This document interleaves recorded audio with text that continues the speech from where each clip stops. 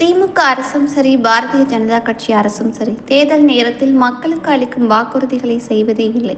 கோவை உப்பளிப்பாளையத்தில் நாம் தமிழர் கட்சி வேட்பாளர் கலாமணி பேட்டி.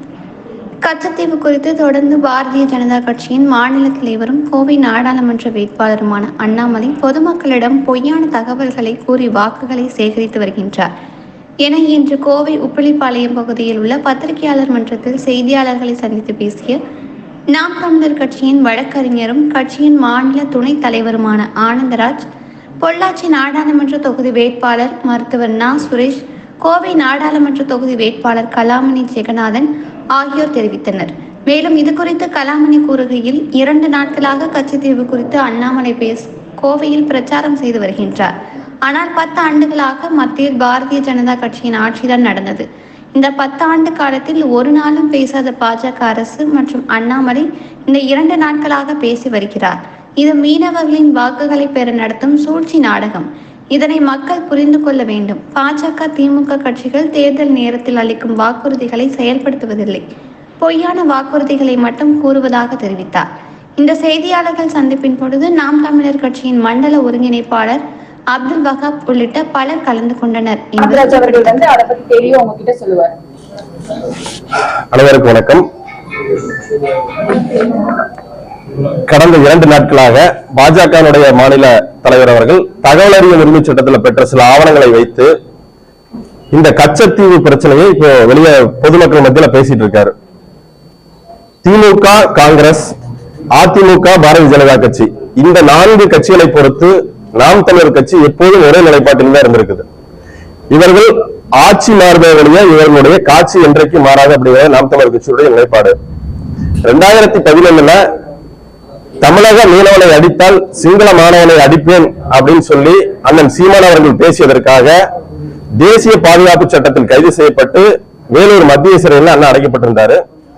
இந்த பேட்டிக்குள்ள நம்ம போறதுக்கு முன்னாடி ஒரு மகிழ்ச்சியான செய்தியை உங்களோடு நான் பகிர்ந்துக்க விரும்புறேன்.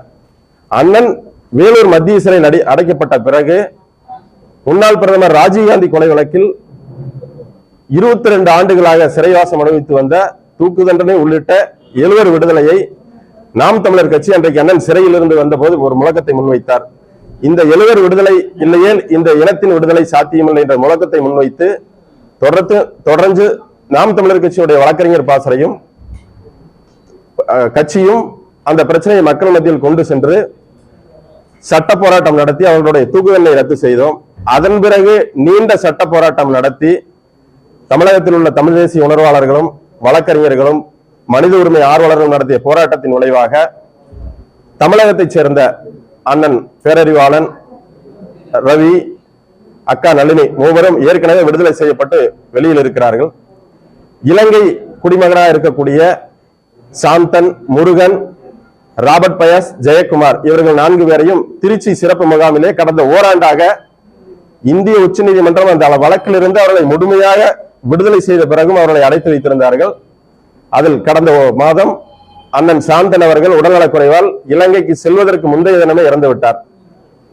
மற்ற மூவரும் தொடர்ச்சியாக உயர்நீதிமன்றத்தில் வழக்கு தொடர்ந்து அழுத்தம் கொடுத்து நாளைய தினம் காலை 10 மணிக்கு சென்னை விமான நிலையத்திலிருந்து இலங்கைக்கு அனுப்பப்பட இருக்கிறார்கள். கடந்த 33 ஆண்டுகளாக தமிழர்கள் மீது பழி சுமத்தி இந்த இலங்கை தமிழர் பிரச்சனையை இந்தியாவிலும் சரி உலக அளவிலும் சரி இந்த ராஜீவ்காந்தி கொலையை மையப்படுத்தி நடந்த அரசியல் இந்த வழக்கு நாளை 10 மணியுடன் அவர்கள் இலங்கைக்கு அனுப்புவதுடன் முடிவு பெறுகிறது. அவர்கள் இலங்கைக்கு அனுப்பப்பட்ட பிறகு அவர்கள் அங்கே இறங்கி தங்களுடைய வீடுகளுக்கு சென்று ஒரு நிம்மதியான வாழ்க்கையை தொடர வேண்டும் என்று அவர்கள் விரும்புகிறார்கள். அவர்களுடைய பாதுகாப்பை இங்கே இருக்கக்கூடிய மனித உரிமை ஆர்வலர்களும் அரசியல் கட்சி தலைவர்களும் பத்திரிகையாளர்களும் அவர்களுடைய பாதுகாப்பு உறுதி செய்யும் வண்ணம் அதை தொடர்ந்து கண்காணித்து அந்த நபர்கள் அவர்களுடைய வாழ்க்கையை தொடர வேண்டும் என்பதை நாங்கள் நாம் தமிழர் கட்சி இந்த நேரத்தில் கேட்டுக்கொள்கிறோம். இந்த கச்சத்தீவு பிரச்சனை பொறுத்தளவுக்கு அண்ணாமலை அவர்கள் தகவல் அறியும் உரிமை சட்டத்தில் ஒரு தகவல் வாங்கியிருக்காருங்க. தகவல் அறியும் உரிமை சட்டம் சாதாரண மக்கள் அரசு என்ன திட்டங்கள் கொண்டு வருது, அதுல என்ன செலவு பண்றாங்க, அதை ஒட்டி என்ன நடவடிக்கைகள் நடந்துட்டு இருக்கிறதுன்னு சாதாரண மக்கள் தெரிந்து கொள்வதற்காக கொண்டு வரப்பட்ட சட்டம். இன்னைக்கு தேர்தல் பத்திர முறைகேடு வழக்கு உச்ச நீதிமன்றத்துல சமீபமா வந்து அது பற்றின பல தீர்ப்புகள் வந்துருச்சு. அந்த வழக்கு வருவதற்கு அடிப்படை காரணமே தகவல் அறிவு உரிமை சட்டம் தான். ஒரு தகவல் கேட்கிறாங்க, தேர்தல் ஆணையத்துல எத்தனை நிறுவனங்கள் தேர்தல் பத்திரங்கள் வாங்கி எந்தெந்த அரசியல் கட்சிகளுக்கு கொடுத்திருக்காங்க அப்படின்னு கேட்கும்போது அந்த தகவலை உச்ச நீதிமன்றத்துல விசாரணைக்கு வந்து இறுதி நாள் வரை அந்த வங்கி வெளியிட மறுக்கிறது, தேர்தல் ஆணையம் வெளியிட மறுக்கிறது. ஆக மத்திய அரசு தகவல் அறிவு உரிமை சட்டத்துல ஒரு தகவலை கேட்டு பல ஆண்டுகளாக போராடி உயர்நீதிமன்றம், உச்சநீதிமன்றத்துல கடைசியா கான்ஸ்டிடியூஷனல் பெஞ்ச் வரை வந்ததுக்கு பிறகுதான் தலைமை நீதிபதி சந்திரசூட் அவர்கள் இறுக்கி பிடிச்சு அந்த தேர்தல் பத்திர முறைகேடுகளை சம்பந்தப்பட்ட தகவல்களை இன்றைக்கு வெளிக்கொண்டு வந்திருக்காங்க. ஆனா அண்ணாமலை அவர்கள் கடந்த 2 நாட்களாக காட்டியிருக்கக்கூடிய அந்த ஆவணமானது சமீபமா தகவல் உரிமை சட்டத்துல விண்ணப்பம் கொடுத்து உடனடியா வெளியுறவுத்துறை அமைச்சகத்திலிருந்து அந்த தகவலை வாங்கியிருக்காரு. நாங்க கேட்கறது, நாம் தமிழர் கட்சியினர் இதுவரையிலும் அரசியல் அதிகாரத்தில் எந்த இடத்திலும் பங்கு பெறல. ஆனால் கடந்த 10 ஆண்டுகளாக மத்திய அரசியல் ஆட்சியில் அமர்ந்திருக்கக்கூடிய பாரதிய ஜனதா கட்சி, அவர்களுடைய அமைச்சர் ஜெய்சங்கர் அவர்கள், அவருடைய கட்டுப்பாட்டின் கீழே தான் இந்த வெளியுறவுத்துறை அமைச்சகமே வருது. அண்ணாமலை அவர்கள் சொல்றாரு, கடந்த ஓராண்டுக்கு முன்பு நானும் பொன் ராதாகிருஷ்ணன் ஐயா அவர்கள் தலைமையில போய் மனு கொடுத்தேன்னு சொல்றாரு. ஜெய்சங்கர் அவர்கள் ஒரு சாதாரண வார்டு கவுன்சிலர் கிடையாது, இந்தியாவினுடைய வெளிவிவகாரத்துறை அனைத்தையும் கவனிப்பவர். உலக அளவுல இந்தியாவினுடைய எம்பசி எங்கெல்லாம் இருக்குதோ அங்க இருக்கக்கூடிய ஐஎஃப் அதிகாரிகள் முதல் கொண்டு மோடி எந்த வெளிநாட்டுக்கு போனாலும் அங்க என்ன பேசணும், எந்த ஒப்பந்தங்கள் கையெழுத்து போடணும், எந்த மாதிரி அவர்களுக்குள்ள தகவல் பரிமாணங்கிறவர்கள் முடிவு செய்யக்கூடிய அதிகாரத்தில் இருக்கக்கூடியவர். அந்த துறையிலிருந்து அவருடைய கட்சி சார்ந்த ஒருவரை தகவல் உரிமை சட்டத்தில் ஒரு மனு தாக்கல் பண்ணி இந்த தகவல் அவங்களா வெளியிட்ட மாதிரி கொண்டு வந்து அவர் வெளியிடுறாரு. அடுத்த தினமே ஜேபி நட்டா அறிக்கை வர்றாங்க, அம்மையார் நிர்மலா சீதாராமன் அவர்கள் பேசுறாங்க. அது எல்லாவற்றையும் ஒருபடி மேலே போய் ஐயா ஜெய்சங்கர் அவர்கள் நேரடியாக உட்கார்ந்து அதை பத்தி ஒரு பத்திரிகையாளர் சந்திப்பு நடத்துறாரு. இந்த பிரச்சனையில் நாங்க 2 விடயங்களை முன் வைக்கிறோம். ஒண்ணு, இந்த பிரச்சனை நீண்ட காலமாக இருக்கிறது, யாரும் மறுப்பதற்கு இல்லை. தமிழகத்தை பொறுத்தவரை அதிமுகவும் திமுகவும் மாத்தி மாத்தி அவர்கள் குற்றச்சாட்டு சொல்லிக்குவாங்க. திமுக இவங்க மேல சொல்லுவாங்க, அதிமுக அவங்க மேல சொல்லுவாங்க. இதுதான் நடக்கு. ஆனா பிரச்சனை தீர்ந்தபாடு இருக்காது. ஆனா மத்திய பொறுத்தளவு காங்கிரஸ் பிஜேபி மேல சொல்லுவாங்க, பிஜேபி காங்கிரஸ் மேல சொல்லுவாங்க. ஆனா இன்னைக்கு மத்திய வெளியுறவுத்துறை அமைச்சர் சொல்றாரு, பல நூறு மீனவர்கள் சுட்டுக் கொல்லப்பட்டிருக்கிறாங்க, பல நூறு மீனவர்கள் உடல் அங்கவீனப்பட்டு இலங்கை ராணுவத்தால் துன்புறுத்தப்பட்டு கரைக்கு அனுப்பப்பட்டிருக்கிறாங்க. இது நீண்ட காலமா நடைபெற்று இருக்குது.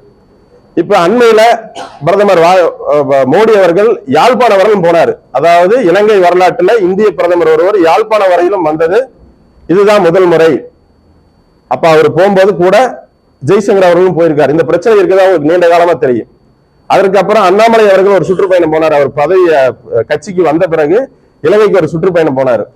அதன் பிறகு அண்மையில நிதியமைச்சர் நிர்மலா சீதாராமன் அவர்கள் இலங்கைக்கு போயிட்டு அங்க இருக்கக்கூடிய ஒரு கோயில்ல போய் வழிபாடு நடத்திட்டு வெளியில வந்து தேவாரம் திருவாசகம் இங்க ஒரு உணர்ச்சி பூர்வமா பாண்டீங்க, அதை நான் பார்த்து மெய் செலுத்தி போனங்கிறாங்க. அப்ப இத்தனை முறை நீங்க இலங்கை போயிருக்கிறீங்க, போனப்பும் பேசல, போயிட்டு வந்ததுக்கு அப்புறம் பேசல. இந்த பிரச்சனை எத்தனை ஆண்டு காலம் இருக்குன்னு எல்லாத்துக்குமே தெரியும். ஐயா ஸ்டாலின் அவர்கள் 22 முறை கடிதம் எழுதினாரு, அதற்கு நான் பதில் கடிதம் எழுதினேன்னு அவர் அமைச்சர் சொல்றாரு. ஐயா ஸ்டாலின் அவர்கள் எப்படியாவது அவங்க அப்பா செஞ்ச பாவத்தை கழுவணும்னு சொல்லி கடிதமா எழுதிட்டு இருக்காரு. மத்திய அரசு அதுக்கு பதில் எழுதிட்டு இருக்குது. ஒவ்வொரு முறையும் பதில் எழுதும் போது மத்திய அமைச்சர் வந்து ஏற்கனவே ஒரு அதிகாரி வந்து கொடுப்பாரு, ஐயா இந்த மாதிரி ஸ்டாலின் கடிதம் எழுதியிருக்காரு, அப்படியா ஏற்கனவே ஒரு பதில் எழுதிருக்கல, அதே இன்னொரு பிரிண்ட் அவுட் எடுத்துட்டு வாங்க, நான் இன்னொரு சைன் பண்ணி அனுப்பிச்சிடும், அதே பதில் அனுப்பிடுங்க. இதெல்லாம் முறை.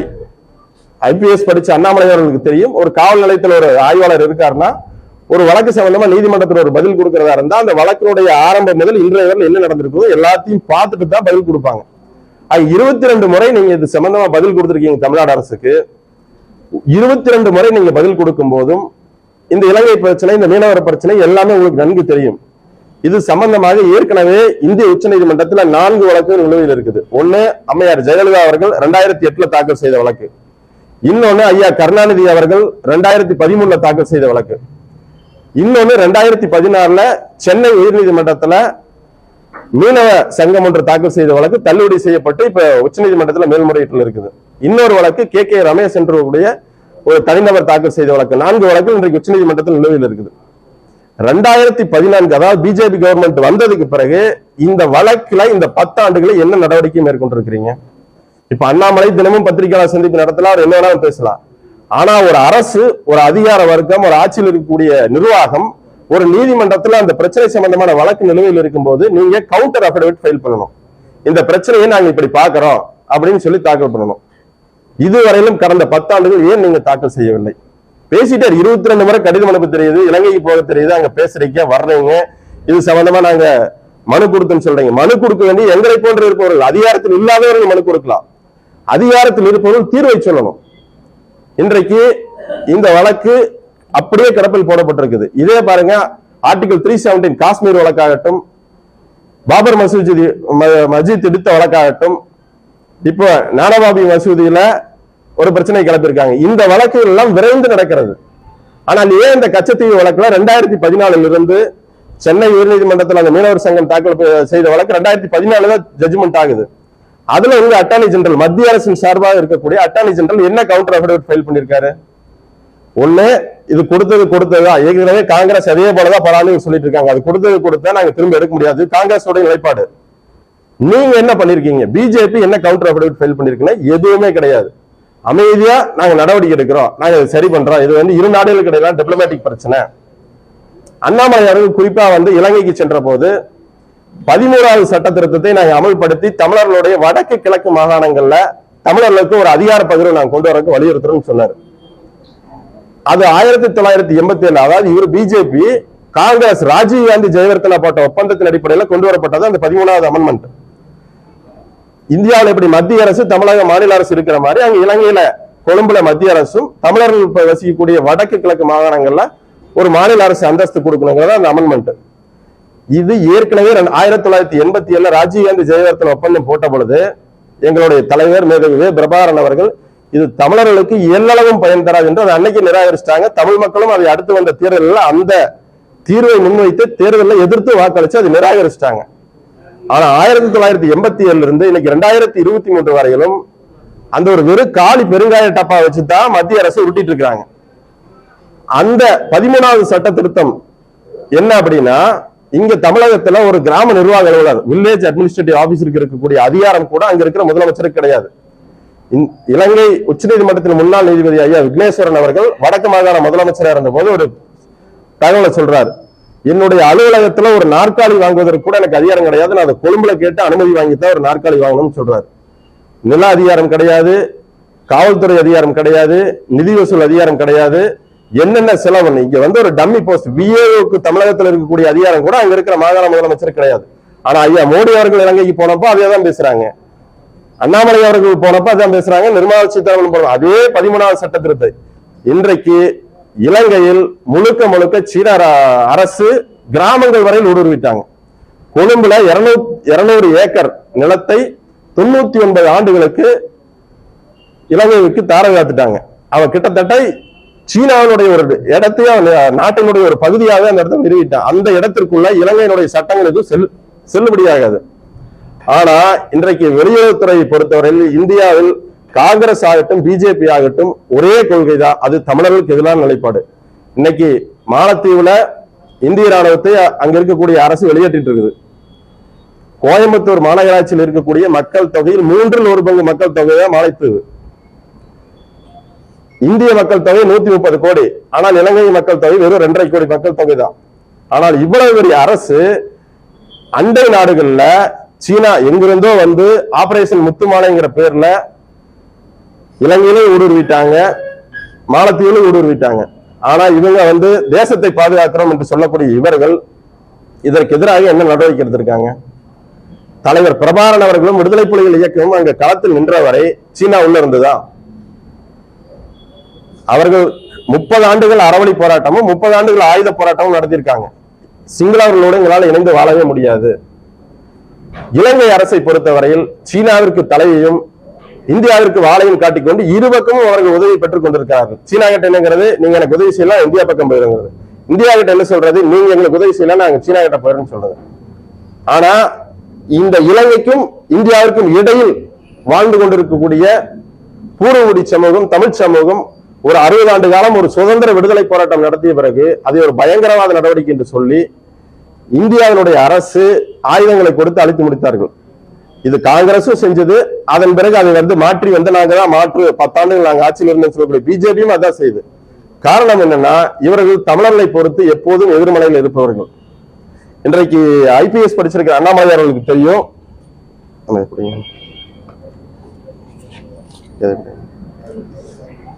இன்னைக்கு தமிழகத்துல திமுக ஒரு படத்தை எடுத்து காட்டுறாங்க, அண்ணா திமுக ஒரு படத்தை எடுத்து காட்டுறாங்க. அந்த படத்துல என்ன காட்டுறாங்கன்னா, ரெண்டு பேரும் அதிகமா யாரு மோடி கிட்ட பல்ல காட்டினது அல்லது யாரு அதிகமா சிரிச்சிருக்கிறாங்க அப்படின்னு ஒரு படத்தை காட்டுறாங்க.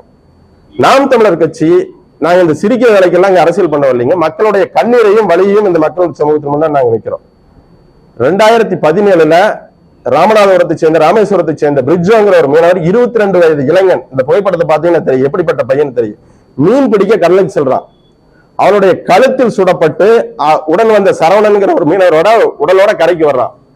தமிழக காவல்துறை, அதாவது இந்திய அரசியலமைப்பு சட்டம் சரி, இந்தியன் பீனல் கோட் IPC செக்ஷனை பொறுத்தும் சரி, ஒரு கொலை வழக்கு பதிவு செய்யணும். ஒரு நபர் இறந்து விட்டால் பதினெட்டு கொலை வழக்கு பதிவு செய்யணும். முதல் தகவல் அறிக்கை பதிவு செய்து அரசு மருத்துவமனைக்கு உடல் அனுப்பப்பட்டு போஸ்ட்மார்ட்டம் பண்ணுவாங்க. அப்போ அந்த உடல் வந்த சரவணன் மீனவர் சொல்ற தகவல் அடிப்படையில் இலங்கை ராணுவம் கடற்படை இவரை சுட்டதுன்னு சொல்லி பதிவு பண்றாங்க முதல் தகவல் அறிக்கை. இன்றைக்கு வரையிலும் அந்த முதல் தகவல் அறிக்கை நிலுவையில் தான் இருக்குது. இந்த 22 வயது இளைஞனுடைய வாழ்க்கை இலங்கை ராணுவத்தால் நாசம் செய்யப்பட்டிருக்குது.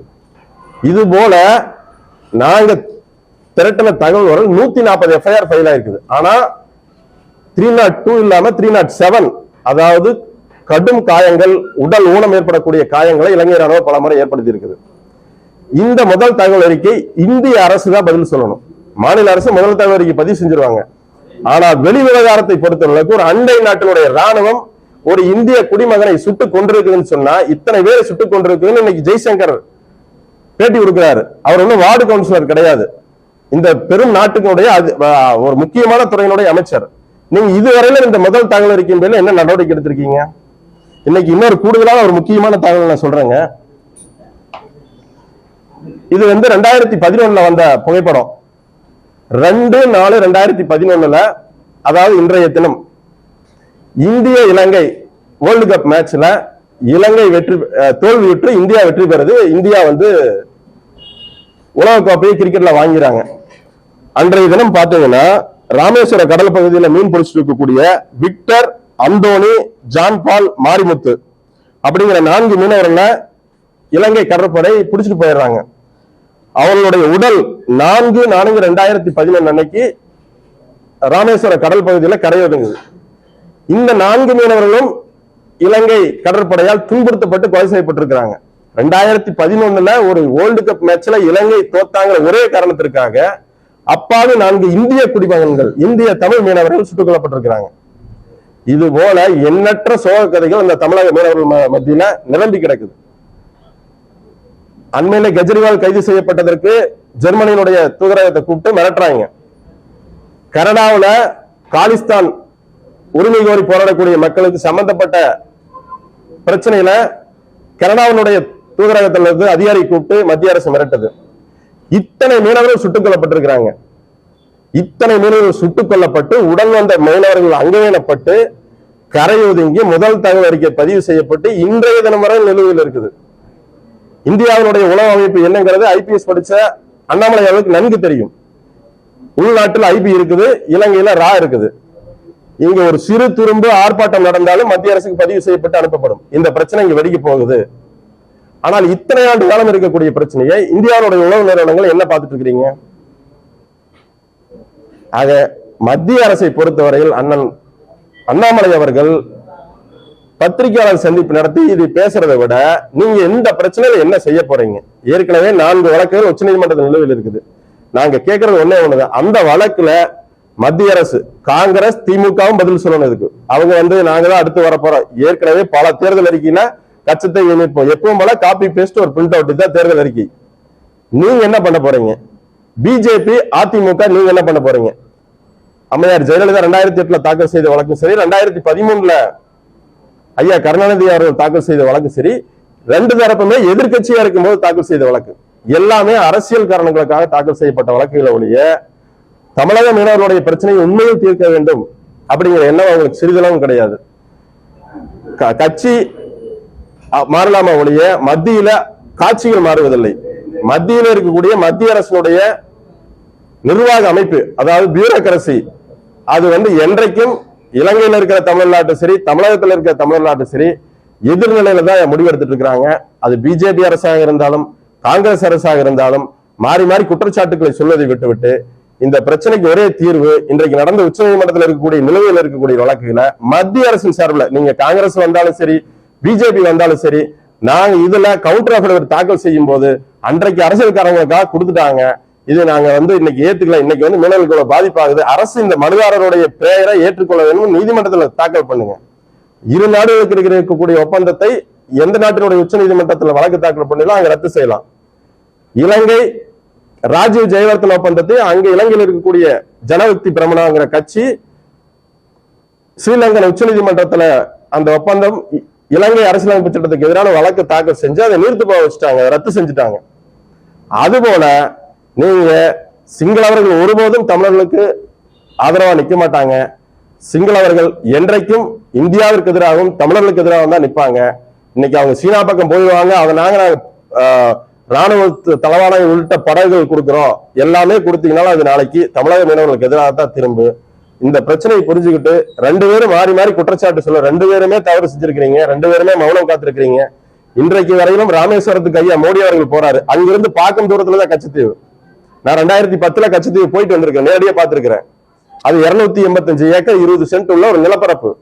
இலங்கைக்கும் இந்தியாவுக்கும் இடைப்பட்ட பகுதியில் இருக்கக்கூடிய ஒரு பாறை மற்றும் புதர்கள் அடங்கி ஒரு மண் திட்டு, அவ்வளவுதான். அங்க குடிக்கிற தண்ணி கூட கிடையாது. ஆனா அது ஒரு ராணுவ முக்கியத்துவம் வாய்ந்த ஒரு பகுதியை இன்னைக்கு மாறி நிற்கிறது. காரணம் சீனா உள்ள வந்திருக்குது.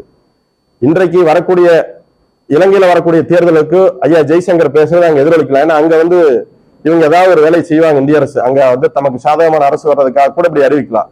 ஆனா உண்மையில் மீனவர்கள் மீது நலன் இருக்குமானால் நீங்க உச்சநீதிமன்றத்தில் இருக்கிற வழக்குல இந்த பிரச்சனைக்கு ஆதரவாக மீனவர்கள் பக்கம் நின்று அரசு அபிடவிட் தாக்கல் பண்ண இந்த பிரச்சனை முடிஞ்சிடும். இதுதான் நாம் தமிழர் கட்சி வைக்கக்கூடிய கோரிக்கை. அண்ணாமலை ஆகட்டும், திமுகவில் இன்னைக்கு பிரச்சாரத்துக்கு ஐயா ஸ்டாலின் அவர்கள் வரப்போறாங்க, உதயநிதி ஸ்டாலின் அவர்கள் வரப்போறாங்க, காங்கிரஸ் சேர்ந்த ராகுல் காந்தி அவர்களும் வரலாம். யாரு வந்தாலும் இதற்கு ஒரு தீர்வு சொல்லுங்க. ஐயா அண்ணாமலை அவர்கள் சொல்றது மாதிரி நாங்க பெட்டிஷன் கொடுத்தோம், பெட்டிஷன் கொடுக்கறது முக்கியம் இல்ல, நீங்க ஆட்சி அதிகாரத்துல மாறி மாறி இருந்திருக்கீங்க, இதற்கு என்ன தீர்வு சொல்றீங்கிறதா இங்க முக்கியம். இதை நாங்கள் மக்கள் மன்றத்தில் வைக்கிறோம். இதை மக்கள் மன்றத்தில் வைத்து எங்களுடைய பொள்ளாச்சி நாடாளுமன்ற வேட்பாளர் மருத்துவர் சுரேஷ் அவர்களும் கோவை நாடாளுமன்ற வேட்பாளர் கலாமணி அவர்களும் இதை மக்கள் மத்தியில் நாங்கள் தொடர்ச்சியாக பிரச்சாரத்தை எடுப்போம் என்பதை நாங்கள் தெரிவிச்சுக்கிறேங்க.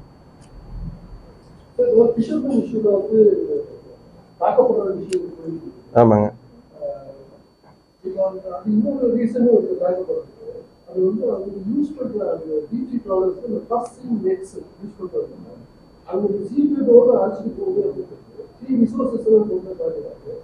அதனால வந்து எங்களுக்கு வாழ்வாதாரம் சொல்லி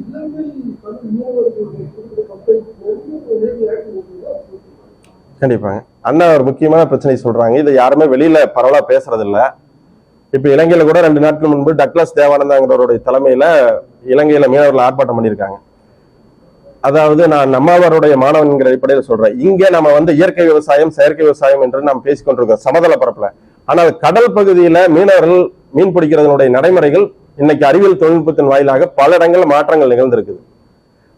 பெரும் முதலாளிகள் பெரிய பெரிய போட்டை வச்சு ரெட்டை மடிப்பு வலைங்கிறத பயன்படுத்துறாங்க. அது இந்திய அரசும் ரெகுலேட் பண்ணல, அங்க இருக்கக்கூடிய மீனவர்களும் எப்படியாவது சம்பாதிக்கணும் அப்படிங்கிற நோக்கில் அந்த ரெட்டை வலைப்பு வலையை பயன்படுத்துறாங்க. ஆனா அங்க இருக்கக்கூடிய ஈழத்தில் இருக்கக்கூடிய தமிழக மீனவர்கள், தமிழீழ மீனவர்கள், சிங்கள மீனவர்கள் ஒரு பகுதியை நெருக்கிட்டு வர்றாங்க. 2009 போருக்கு பிறகு தமிழர்களுடைய பகுதியெல்லாம் குடியேற்றம் செய்யப்பட்டு அவருடைய மீன் பிடிக்கும் பகுதி வந்து நாளுக்கு நாள் சுருங்கிட்டு வரும்போது இந்த பகுதியிலிருந்து இது போன்ற பெரும் கப்பல்களை கொண்டு போய் நிறுத்தி நீங்க ரெட்டமடிப்பு வலையை போட்டு இழுக்கும் போது சின்ன சின்ன அந்த அந்த உயிர் சூழல்னு சொல்லுவாங்க, அந்த கடலுக்கடியில் இருக்கக்கூடிய பவளப்பாறை திட்டுகளோட அதுங்கதான் வந்து மீன் குஞ்சு பறிச்சு இனப்பெருக்கம் பண்ணி கடல் முழுக்க பரவும். அந்த மாதிரி ஒரு உயிர் சூழல் இருக்கக்கூடிய பகுதி. அந்த ஒரு காரணத்தாகத்தான் சேது சமுத்திர கால்வாய் திட்டமே நிறுத்தப்பட்டுச்சு. ஆக அந்த மாதிரி உயிர் சூழல் இருக்கிற பகுதியில இதையெல்லாம் வந்து மத்திய அரசு இத்தனை முறை போறாங்க. இதெல்லாம் நமக்கு சாதாரண மக்களுக்கு நமக்கு தெரியும் போது, பத்திரிகையாளர்களுக்கு தெரியும் போது, அதிகாரத்துல இருக்கவங்களுக்கு நன்கு தெரியும். ஆனா இது அவங்க ஒரு பிரச்சனையை எடுத்து உட்கார்ந்து பேசி இது எப்படி ரெகுலேட் பண்ணலாம், 2 மீனவர்களுக்கு இடையில பிரச்சனை தோன்றது ஒரு காரணம், எதிர்காலத்துல அவங்களுக்கு ஒரு காரணம் இருக்கு. என்றைக்கு இருந்தாலும் தமிழக மீனவர்களும் தமிழீழ மீனவர்களும் ஒன்று சேர்ந்து விடுவார்கள் என்ற ஒரு எண்ணத்துல இந்த பிரச்சனையை அவங்க தொடர்ந்து ஊதி பெருசாக்கலாம். அதற்கு பின்னாலும் ஒரு அரசியல் இருக்குது. ஆனால் இயற்கை சூழல், சுற்றுச்சூழல் பாதுகாப்பு என்ற அடிப்படையில பார்க்கும்போது இதுலயும் இன்னொரு பிரச்சனை இருக்குது. அதை அரசியல் கவனத்தில் எடுத்துட்டு மீனவர்களுக்கு அறிவுரை வழங்கி அதை முறைப்படுத்தணும், கட்டுப்படுத்தி அதை ஒரு ரெகுலரேட் பண்ணுங்கிறத நாங்க கேட்டுக்கிறோம்.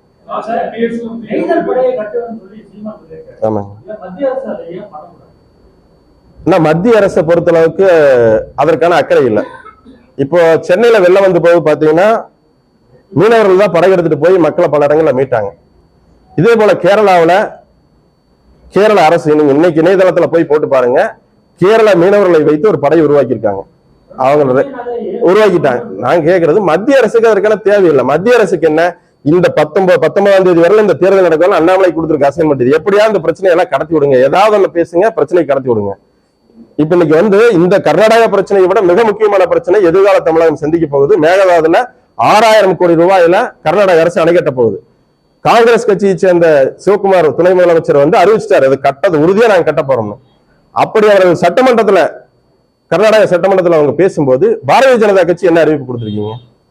காங்கிரஸ் தமிழர் இனவிரோத கட்சி, எங்களை விட நாம் தமிழர் கட்சியை விட காங்கிரஸ் எதிர்ப்பு யாரும் கிடையாது, திமுக எதிர்ப்பு நாங்க முதன்மை வைக்கிறோம். பிஜேபி நீங்க என்ன பண்ணீங்க? இப்ப மோடி தான் கர்நாடகாவுக்கும் பிரதமர், தமிழகத்துக்கும் பிரதமர். நீங்க மறுத்தால் நான் மறுத்தால் அவர்தான் பிரதமர்.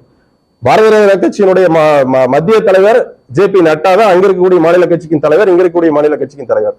ஆனா ஏற்கனவே பல அணைகளை கட்டி பல்லாயிரம் ஆண்டுகளாக, இன்னைக்கு அண்ணாமலை அவர்கள் சொன்னால் நெடுந்தீவில் இருந்து ராமநாத சாமி கோயிலுக்கு பால் வந்துட்டு இருந்து, நெய் வந்துட்டு இருந்து எல்லாம் சொல்றாரு. தஞ்சை டெல்டா விவசாயிகள் இன்றைக்கு சந்திச்சு கொண்டிருக்க துயரத்திற்கு காரணம் இந்த காங்கிரஸ், திமுக, பிஜேபி இவர்கள் அவர்களுடைய ஆட்சி காலத்துல அவர்களுடைய நலனுக்காக தமிழர்கள் உரிமையை விட்டுக் கொடுத்ததுதான் காரணம். இன்னைக்கு இந்த மேகதாது அணை கட்டிட்டாங்கன்னா தமிழகம் முழுக்க பாலைவனமா மாறிவிடும். இதை பத்தி காங்கிரஸ், திமுகவுக்கு அக்கறை கிடையாது. இதை பத்தி பாரதிய ஜனதா கட்சி பேசவே மாட்டாங்க. இன்னைக்கு தகவல் உரிமை சட்டத்துல இந்த தகவல் எடுத்து சொல்லக்கூடிய அண்ணாமலை அவர்களுக்கு நான் கேட்டுக்கிறேன், இந்த மேகதாது அணையில பிரச்சனையில கர்நாடக சட்டமன்றத்துல பாரதிய ஜனதா கட்சி நீங்க என்ன நிலைப்பாடு எடுத்து பேசுனீங்க, நீங்க வெளிப்படையா மக்களுக்கு சொல்லுங்க. இது போய் பெட்டிஷன் அனுப்பி எல்லாம் வாங்க வேண்டியதில்லை. கர்நாடகாவில் நீங்க இருந்திருக்கீங்க, அங்க இருக்கிற மாநில தலைவர் போன் பண்ண என்ன பேசுறான்னு சொல்ல போறாங்க, அதை நீங்க எடுத்து வெளியிட போறீங்க. மேகதாது பிரச்சனை உங்களுடைய நிலைப்பாடு என்ன? ஆக இன்றைக்கு விலைவாசி உயர்வு, வழிப்பறி பண்ணி தனியார் நிறுவனங்களுக்கு ஈடி ரைடு விட்டு பல்லாயிரம் கோடியை வசூல் பண்ணிருக்காங்க. சாதாரண மக்களுடைய வங்கி கணக்குல மினிமம் பேலன்ஸ் மெயின்டைன் பண்ணி அதுக்கு ஒரு அமௌண்ட் எடுக்கிறாங்க. இந்த மாதிரி சொல்லனா துயரங்களை மக்களுக்கு கொடுத்து விட்டு இந்த தேர்தல் காலங்களில் இதையெல்லாம் மறைக்கிறதுக்கு அண்ணாமலைக்கு கொடுக்கப்பட்டிருக்கிற அசைன்மெண்ட் தான் இந்த மாதிரி புதுசா யாருக்குமே இந்த பிரச்சனை தெரியாது, நாங்க தான் இப்ப பேசுறோம், புதுசா பேசுறதா காரணம். அண்ணாமலை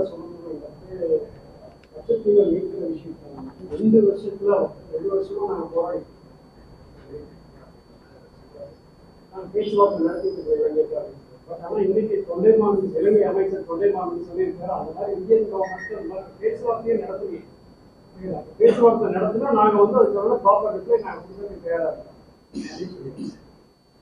அவர் தொண்டைமான் சொன்னதுல ஒரு முக்கியமான விஷயம் என்னன்னாங்க, இலங்கையினுடைய அரசு எப்பவுமே இந்தியாவை ஒரு ஒரு டிப்ளமேட்டிக்கா தான் கையாளுவாங்க. மாலத்தீவு ஒரு சின்ன ஒரு தீவு பகுதி, கோயம்புத்தூர் மாநகராட்சி விட ஒரு சின்ன பகுதி. ஆனா அவங்க இன்னைக்கு இந்த வல்லாதிக்க நாடுன்னு சொல்லக்கூடிய இந்திய ராணுவத்தை வெளியேற்றிட்டாங்க. இலங்கை அரசு எப்படியாவது இந்தியாவை தன்னுடைய கைக்குள்ள வச்சுக்கணும் தான் 1987 ராஜீவ் ஜெயவர்தன ஒப்பந்தத்திலிருந்து தமிழர்களுக்கு எதிரான நிலைப்பாட்டை இந்திய அரசு எடுத்ததுல இருந்து இவங்க ஆயுதங்கள் கொடுப்பாங்க, நிதி உதவி கொடுப்பாங்க, பெட்ரோல் தீர்ந்து வச்ச பெட்ரோல் கொடுப்பாங்க, எல்லா உதவிகளும் பண்ணுவாங்க. ஆனா இந்த பிரச்சனைக்கு ஒரு தீர்வு சொல்லுங்கன்னா அது தமிழர்களுக்கு தனிநாடு கொடுத்துட்டா அவங்க இந்த பகுதியில் ஒரு வல்லரசா மாறிடுவாங்க அப்படிங்கிற ஒரே கண்ணோட்டத்துல காங்கிரஸும் சரி பிஜேபி சரி இந்த பிரச்சனையை அங்க போகும்போது பேச மாட்டாங்க. நீங்க இன்னைக்கு இன்னொரு 15 நாட்கள் இருக்குது, மத்தியில் இருக்கக்கூடிய பாரதிய ஜனதா கட்சிக்குரிய மூத்த அமைச்சர்கள் இங்க பேசுறதுக்கு வருவாங்க. அவங்க சொல்லணும் இந்த பிரச்சனையில் நாங்க என்ன செய்ய போறோம் அப்படிங்கிறது வெளிப்படையா அறிவிக்கணும். இன்னைக்கு முந்தைய காலம் மாதிரி இல்லை, நீங்க எல்லாமே இணையதளத்தில் இருக்குது. நீங்க எந்த தேதியில என்ன பேசுனீங்க, யார் பேசுனீங்க, என்ன தகவல் சொல்லியிருக்கீங்க எல்லாமே எடுத்துட முடியும். நீங்க பொதுமக்களுக்கு அறிவிக்கணும். இலங்கையில் தமிழர்கள் படுகொலை செய்யப்பட்டு இனஅழிப்பு செய்யப்பட்டார்கள், அதற்கு இந்தியா ராணுவ உதவி செய்தது, காங்கிரஸ் தான் செஞ்சது. அது தகவல் இருக்கு. அவர் அண்ணாமலை நினைச்சாருன்னா 1 மணி நேரத்தில் மத்திய அரசு கிட்ட கேட்டு வாங்கி வெளியிட முடியும். ஆனா இந்தியாவினுடைய வெளிவிவகாரத்துறை எப்போதும் தமிழர்களுக்கு எதிராகத்தான் சிந்தித்துக் கொண்டிருக்கிறது. இந்தியாவினுடைய பாதுகாப்பு என்பது தமிழர்களுடைய நலன் சார்ந்ததா இருந்தா மட்டும்தான் இந்தியாவுக்கு பாதுகாப்பு. தமிழர்களுக்கு எதிராக நிலைப்பாட்டு நீங்க எப்படித்தாலும் அது சீனா தான் அங்க வலுப்பெறும். அந்த அடிப்படையில் தொண்டைமான் அவர்கள் சொல்லியிருக்க கருத்து இவங்க இங்கதான் பேசுவாங்க, அங்க போகும்போது என்னைக்குமே பேச மாட்டாங்கிறத வெளிப்பட்டு இருக்குது. குடியுரிமை திருத்த சட்டம் கொண்டு வந்தபோது பாத்தீங்கன்னா அண்டை நாடுகள்ல மத ரீதியாக துன்புறுத்தப்பட்டு விரட்டப்படும் இந்து, கிறிஸ்துவர், பார்சி, சீக்கியர் உள்ளிட்ட மதங்களுக்கு இந்தியாவில் குடியுரிமை கொடுக்கணும்னு சொல்லியிருக்காங்க. ஆனா இலங்கையிலிருந்து கடந்த 30-40 ஆண்டுகளாக 1.5 லட்சம் தமிழர்கள் இந்தியாவுக்குள்ள வந்து அகதியா வாழ்ந்துட்டு இருக்கிறாங்க. ஏன் இந்த பட்டியல நீங்க இலங்கையை சேர்க்கல? இலங்கையிலிருந்து தமிழகத்துக்கு வந்திருக்கக்கூடிய தமிழர்கள் இந்துக்கள் இல்லையா? அவர்கள் இன்றைக்கும் சைவ மதத்தை பின்பற்றி இருக்காங்க. இவங்க பேசுற இந்துத்துவத்துவம் அவங்க எடுபடாது. அங்க இலங்கையை பொறுத்தளவுக்கு தமிழர்கள் சைவ மதத்தை பின்பற்றி கொண்டிருக்கிறார்கள். இப்ப அண்ணாமலை போனது அங்க ஒரு இந்துத்துவ இயக்கத்தை தொடங்கி வச்சுட்டு வரதுக்கு தான் போயிருக்காரு. போகல. அவர் போன கூட்டங்களால் நீங்க எடுத்து பாருங்க, யார் கூட நின்னா அவங்களுடைய அரசியல் அங்க என்ன, அவங்க அங்க என்ன பண்ணிட்டு இருக்கிறாங்க இலங்கையில அப்படிங்கறத பத்தி எதுவுமே இல்லை. போயிட்டு வந்ததுக்கு அப்புறமா ஒரு பத்திரிகையாளர் செஞ்சேன், இந்த நோக்கத்துக்காக போன இந்த பிரச்சனை எல்லாம் அங்க இருக்கக்கூடிய அரசு கிட்ட பேசி இருந்திருக்கிறேன், இல்ல அங்க இருக்கிற மக்கள்கிட்ட பேசி. இப்ப அண்ணன் சொன்னாங்க இரட்டைமறிப்பு கொலை பிரச்சனை மீனவர்களுக்குள்ள இருக்குது, இது எப்படி சரி பண்ணலாம்? ஏன்னா நீங்க வந்து நிலப்பரப்பு மாதிரி இங்க இருக்கிற எஸ்எஃப் நம்பர்ல இந்த எஸ்எஃப் நம்பருக்குள்ள தான் விவசாயம் பண்ணிக்கணும்னு சொன்ன மாதிரி கடல் பகுதிக்கு மீன் பிடிக்க முடியாது. அந்த நீரோட்டம், காற்றோட்டம், அந்த சூழல் எப்படி அமையுதோ, அந்த மீன்பாடு எந்த பகுதியை நோக்கி போகுதோ அந்த பகுதியை நோக்கி தான் மீனவர்கள் போய் மீன் பிடிப்பாங்க. அங்க போய் சர்வதேச எல்லை இது, இலங்கையினுடைய எல்லை இது நல்லா இருக்க முடியாது. அதை ஒரு ரெகுலேட் பண்றதுக்கு இன்னைக்கு இருக்கிற நவீன தொழில்நுட்ப ஜிபிஎஸ் தொழில்நுட்பத்தின் மூலமா எளிமையா தீர்த்திடலாம். ஆனா அந்த பிரச்சனையை அவங்க தீர்க்கிறதுக்கான எண்ணமே அவங்களுக்கு கிடையாது.